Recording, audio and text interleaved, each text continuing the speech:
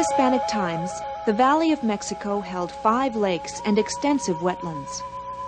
Fed by an abundance of pure water from the mountains, in rainy seasons the lakes join to form the Lake of the Moon.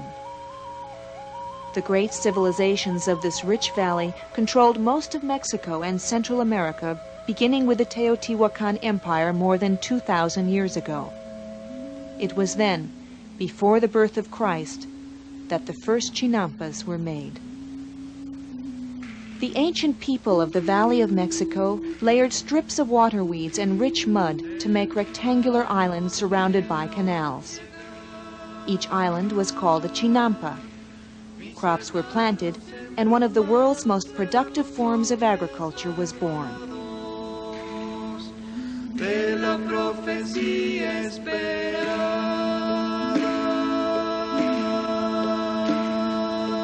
The Aztecs, a small, poor tribe, arrived in the valley in the 14th century. They adopted the Chinampa system already in use by resident tribes and expanded it. They created land by reclaiming the wetlands for their habitation and agriculture. The Aztecs prospered and built the marvelous city of Tenochtitlan on a grid of Chinampas in the Lake of the Moon. To control seasonal flooding and drought, they built an enormous dike of stone and wood, spanning 10 miles across the lake.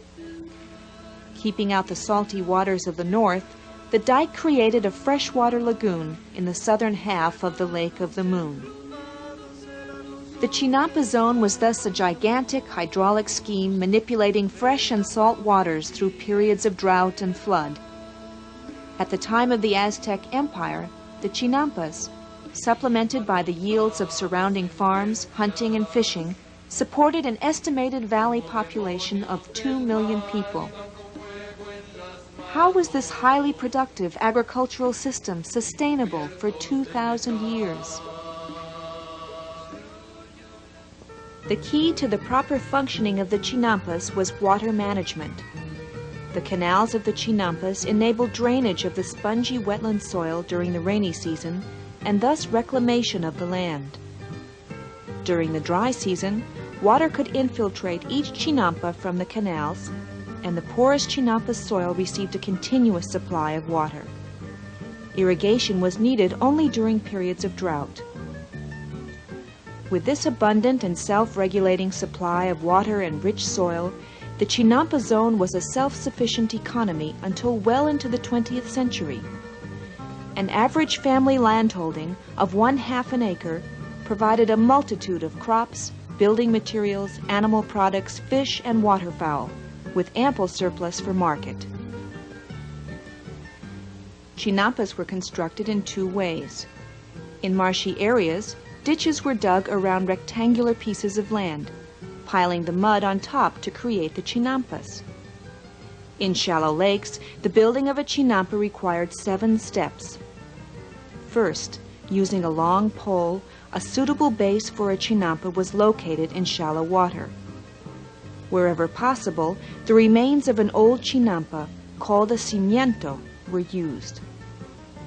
Second, strong reeds were stuck in the bottom, marking the dimensions of the base. Most Chinampas were about 300 feet long and 30 feet wide.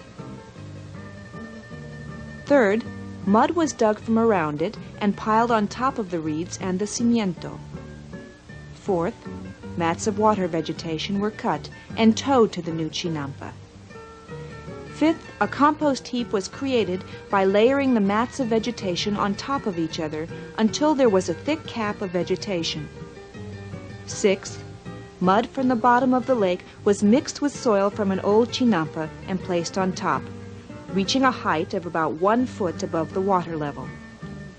A porous base, rich in organic matter, was thus created through which water easily flowed. Lastly, the sides were secured with woven reeds, and then willow trees, Salix pomplandiana, were planted around the edges. Willows planted hundreds of years ago can still be seen in the Chinampa zone that survives today, on the southern edge of Mexico City. The willow roots grow very fast and deep, so they don't compete with crops for soil nutrients, nor interfere with cultivation. And because they have a very narrow shape, they don't shade crops either. But they do provide protection from frost and wind, as well as nesting sites for birds and other pest predators. In addition, the willows are the community's major source of construction materials and firewood.